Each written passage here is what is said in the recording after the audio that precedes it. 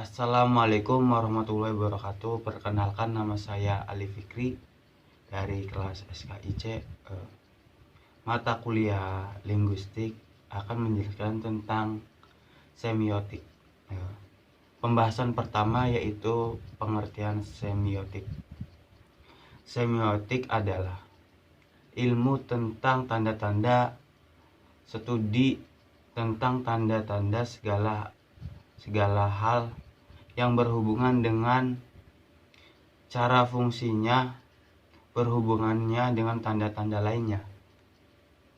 Pengiriman dan penerimaan oleh mereka menggunakan semiotik.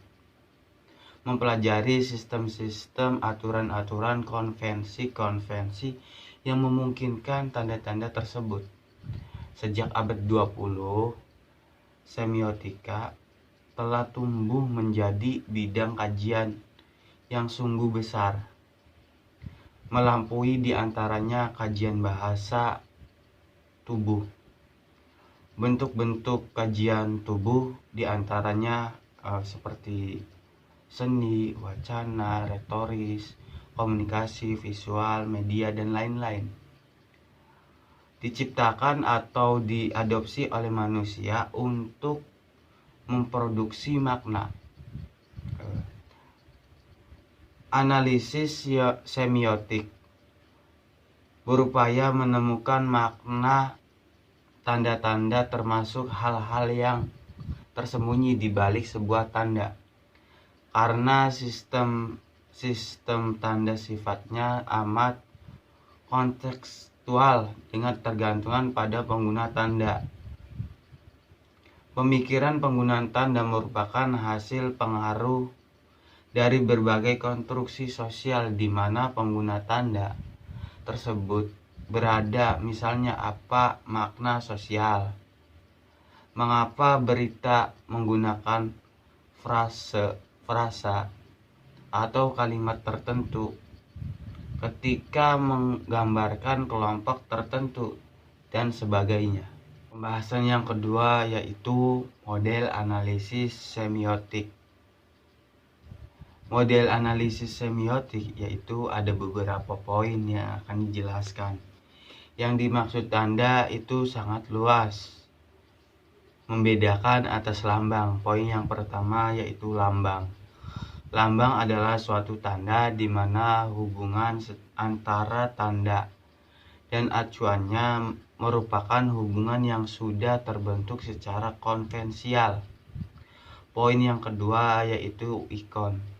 Ikon adalah suatu tanda di mana hubungan antara tanda dan acuannya berupa kemiripan. Jadi ikon adalah bentuk tanda yang dalam berbagai bentuk menyerupai objek dari tanda tersebut. Poin yang ketiga yaitu indeks. Indeks adalah suatu tanda di mana hubungan antara tanda dan acuannya timbul karena ada kedekatan eksistensi. Jadi indeks adalah suatu tanda yang mempunyai hubungan langsung dengan objeknya. Asap merupakan indeks dari adanya api. Pembahasan yang ketiga yaitu bahasa. Bahasa benar-benar sebuah fenomenon yang luar biasa. Tanpanya kehidupan manusia seperti yang dikenal kini takkan dapat terwujud. Tulisan yang manusia terkadang bagai lautan tak berujung. Dalam buku-buku yang mencatat pemikiran manusia sepanjang masa dan yang dapat diakses jika mengetahui kode-kode verbal yang tepat, adalah pencapaian yang sungguh mencegangkan.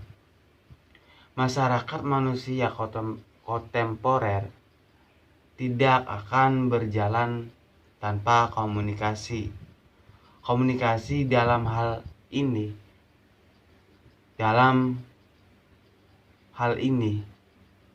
dengan menggunakan bahasa adalah alat yang vital. Alat yang vital bagi masyarakat manusia. Mereka yang terlibat dalam jaringan komunikasi masyarakat kontemporer ini memerlukan persyaratan-persyaratan tertentu. Pembahasan yang selanjutnya yaitu gaya bahasa. Pengertian gaya bahasa, gaya atau khususnya gaya bahasa dikenal dalam retorika. Istilah style. Kata style diturunkan dari kata Latin stylus, yaitu semacam alat untuk menulis dalam lempengan lilin. Keahlian dalam menggunakan alat ini akan mempengaruhi jelas dan tidaknya tulisan pada lempengan tadi kelak pada waktunya. Penekanan dititik pada keahlian untuk menulis indah, maka style lalu berubah menjadi kemampuan dan keahlian untuk menulis atau mempergunakan kata-kata secara indah. Gaya bahasa adalah susunan perkataan yang terjadi karena perasaan yang timbul atau hidup dalam hati penulis, yang menimbulkan suatu perasaan tertentu dalam hati pembaca. Gaya bahasa seorang pada saat mengungkapkan perasaannya baik secara lisan maupun tulisan dapat menimbulkan reaksi pembacaan berupa tanggapan. Walaupun style berasal dari bahasa Latin, orang Yunani yang sudah mengembangkan sendiri teori-teori mengenai style. Ada dua aliran yang terkenal, yaitu aliran Platonik sama aliran Aristoteles. Poin yang kedua yaitu sendi gaya bahasa.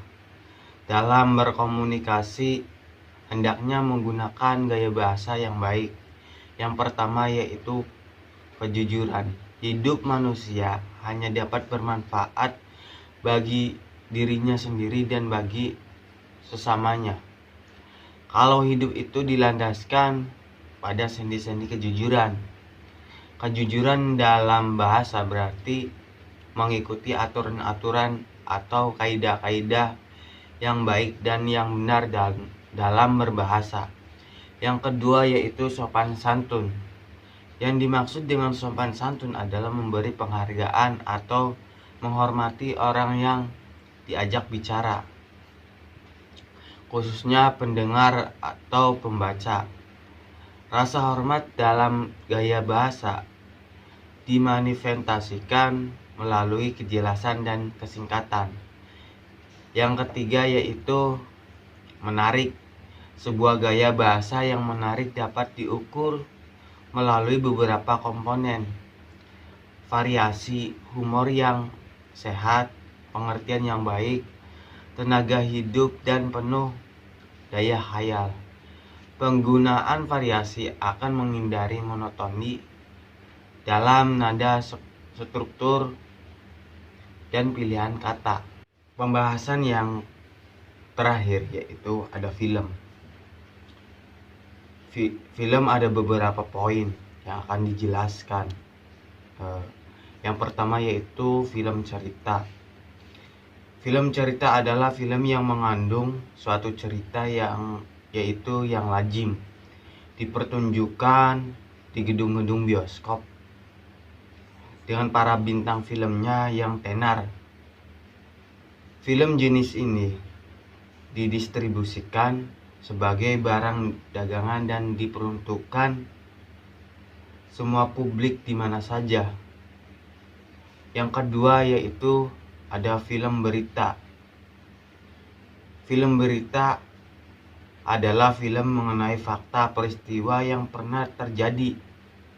Karena sifatnya berita, maka film ini yang disajikan kepada publik harus mengandung nilai berita sebenarnya. Yang ketiga atau poin yang terakhir yaitu film dokumenter. Titik berat dalam dokumenter adalah peristiwa yang terjadi. Bedanya dengan film berita, harus mengenai suatu yang mempunyai nilai berita untuk dibandingkan kepada penonton apa adanya dan dalam waktu yang singkat-singkatnya. Sekian dari saya, kurang lebihnya mohon maaf. Assalamualaikum warahmatullahi wabarakatuh.